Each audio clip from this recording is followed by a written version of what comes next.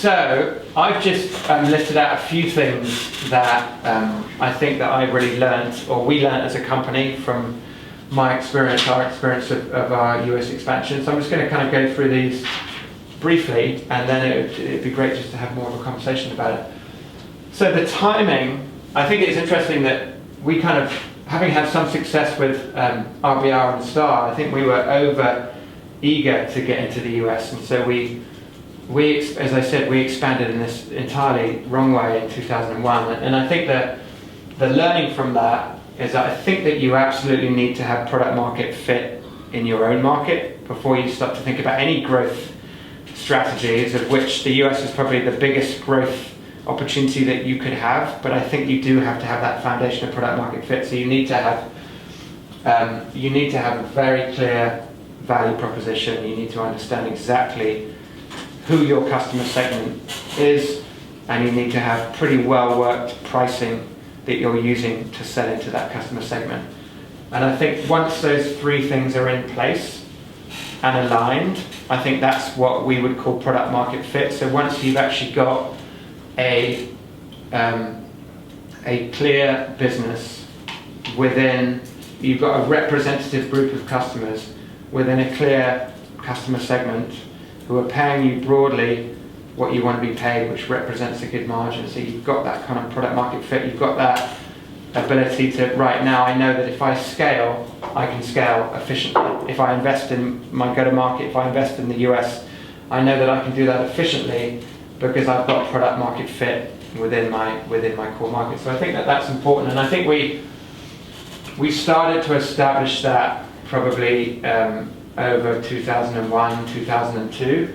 And I think that really helped us with our strategy within the US when we decided to enter that market.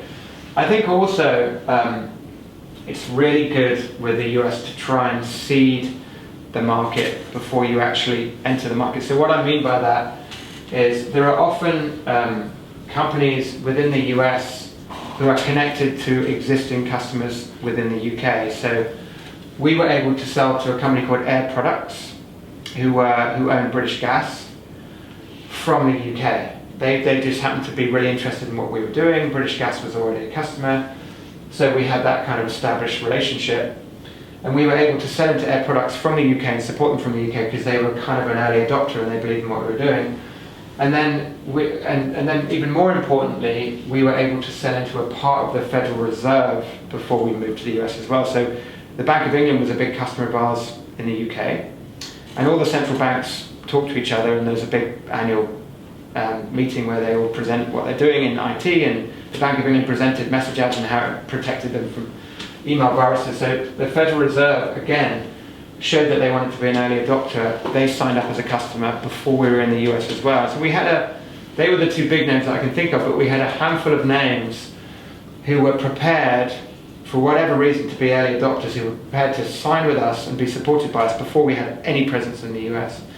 And I think that's a really good way to kind of seed the market and get a sense that the market's going to be similarly responsive to your value proposition, and that you've kind of established some customers remotely. Because there are certain customers, for whatever reason, that are prepared to be early adopters, and they are prepared to take a risk with you before you even have a presence in the US. And I think that really helped us in terms of then having a foundation that we could then build on.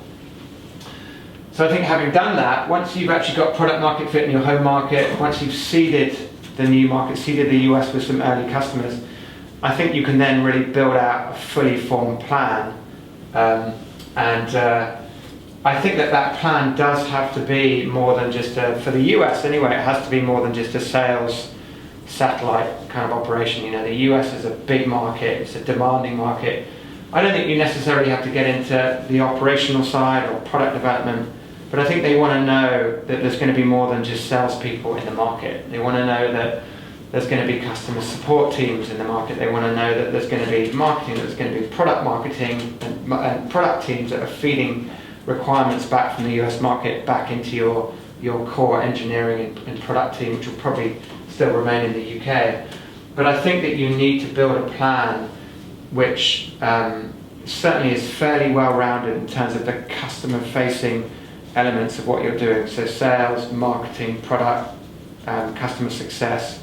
I think they're really all important elements of establishing a credible organization in the US. Because I think if you're saying, well, we're just going to set up a sales team and we're going to support everything else from the UK, that might work for a US company coming to a smaller market, but the UK is a very, very small market. It doesn't have the same credibility as the US. So I think you need to make that kind of commitment and you need to build a plan which reflects that. So it is a big commitment financially and in terms of time and everything else. So I think in terms of your brand, I think moving to the US is definitely an opportunity to refresh your brand and refresh your messaging. You want to talk, an example of this is we started to, we're in our original boilerplate, we had this very parochial kind of, MessageLabs is a Gloucester-based company in the UK. And we still had that, like having been in the US market for 7 months, I'm reading it, what are we talking about? I mean, that is going to completely put off any US customer. So we refreshed that message to be, MessageLabs is the world leader in cloud-based email security with our US headquarters in New York and our European headquarters in London. And I think examples like that, I think there's a lot that you can do to position yourselves as more of a global company, to position yourselves as a company with the US very much at the center. And so I think there's an opportunity to kind of look at your brand and all kind of elements of it, but particularly the messaging, and just take it up a level and make sure that you're talking, you don't have to completely lose touch with your roots, but you're talking a bigger language and you're talking about the company being more global. You're talking about the US as a key location, or even as, you have your US headquarters, wherever it is. And just to make sure that your messaging, your brand fits with the US market, because you'd be surprised that once you get into the US market for a few months and then you look back on all the different elements of your brand, and you'll quickly see certain things which are just going to really make your life more difficult in the US market. Because US buyers, ideally they want to buy from a US company, and if they're not buying from a US company, they want to at least feel that you're making a big commitment to the US market, and that you're positioning yourselves as a kind of global company, but with the US very much at its sort of center. So I think there's an opportunity to really to look closely at that. And then advisors, I think in your home market, and I think we probably take this for granted, but in your home market, we all have people that we can turn to and we can get advice from, and you build those up over time. But when you enter a new market, you don't necessarily have that. You don't necessarily have that time, because you need the advice early on as you're building out the organization. So I think to really take the time, and whether this is at a formal level, where you actually give them share options, or you structure it so there's a meeting every month or every quarter, or it's just an informal level of, you have a group of people and, they just enjoy being a mentor and enjoy providing support, because maybe, they received a similar level of support themselves from someone, so they just want to kind of give back. But there are different ways of doing it. But I think to have just a small number of advisors covering each of the important elements of a US expansion. So maybe a European founder who's taken his business to the US and been successful, but also someone who's maybe US based on the go-to-market side, someone who's US based on the product and the tech side, maybe someone on the finance side, but to have 3 or 4 people, however you do it, just buy them dinner every month, or however you decide to do it, but people that you really feel that you can call on, that have the subject matter expertise in the US market. And I think that will really help you make decisions and help you kind of navigate some of the challenges that you have, because you get out there with your suitcase and you feel very exposed, you feel very isolated. You think you can talk to people back in the UK, and you can, but it's not the same, and they haven't been through, it's a different market. So I think to really invest time in putting together that little group of people, I think can really help the whole the whole move into the market. So I would say that we didn't do that very well. I think that on the timing, the second time we did it okay. I think the New York worked reasonably well. I think it took us too long to figure out some of the brand stuff. I think after maybe a year or two, I think we had the brand right and more sort of focused on the US market, but it took us too long. But I don't think, looking back on it, I wish that I'd taken more time. I think I was sort of typical, like, oh, I'll just get on with it, and I'm sure we'll figure it out. But I wish that I'd actually taken more time and had a more kind of group of people that I could really trust and call on. And then the culture point, my experience is that that the US market is a huge opportunity, but at the same time, it's more demanding than any other market in the world, and it's more competitive than any other market in the world. And that to be successful there, I think the whole organization needs to step up and increase its work rate and just increase the way that it supports other markets, and just everything that it does, I think, needs to move up a gear. My experiences in the UK, particularly on the product and engineering side, but maybe in some other functions as well, but certainly within MessageLabs, on the product and engineering side, we did not have a just get it done, just do whatever it takes kind of culture. It was all a little bit, well, it says in our contract that we work from 8 till 6, so we'll work from 8 till 6, and everybody kind of disappeared at 6. And I think that's more, I think it's starting to change a little bit, but I think that the culture in Europe is a little bit different. And people might work hard, you've got a very, very talented people, but I think they're a little bit more confined by no one looks at their contract in the US. People just get stuff done, and it just doesn't matter. They're motivated, and there's a different culture, and it's just kind of accepted that you're always on, and you'll do what it takes. And it kind of helps that the employment law in the US is very much in the favour of the employer, which is a little bit different here. Don't want to get into that, but there is I think generally some differences in the culture. So I think you can take some of those learnings from the US in terms of how your competition is moving really quickly, how the demands that you're getting from customers, just seeing the kind of competitive dynamics in the US market, because it does feel different. And I think you can take that back to the central organisation in the UK and say, look guys, I need your support here, because if we're going to build a big global company, we need to be competitive in the US, and right now we're not competitive in the US, and this is why. And to try and use it as a reason, or as a kind of launch pad, I guess, to really just for the whole organisation to step up. Because in my experience, if it doesn't, I think, especially as they're supporting you remotely anyway, so it's a challenge before you've even got into the kind of cultural aspects and who's kind of working harder.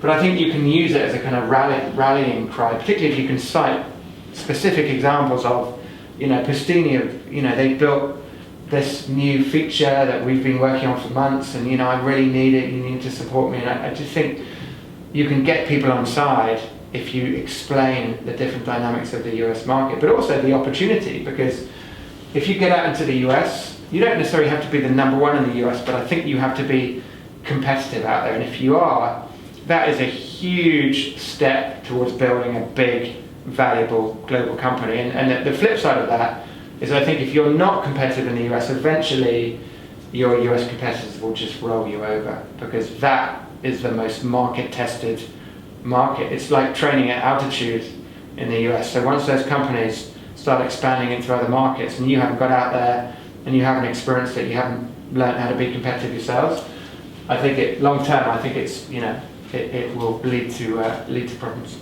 The difference between the East and West cultures, do you think there's a difference there at all? I think a little bit, yeah. I think that the Valley has that really unique culture of just getting it done.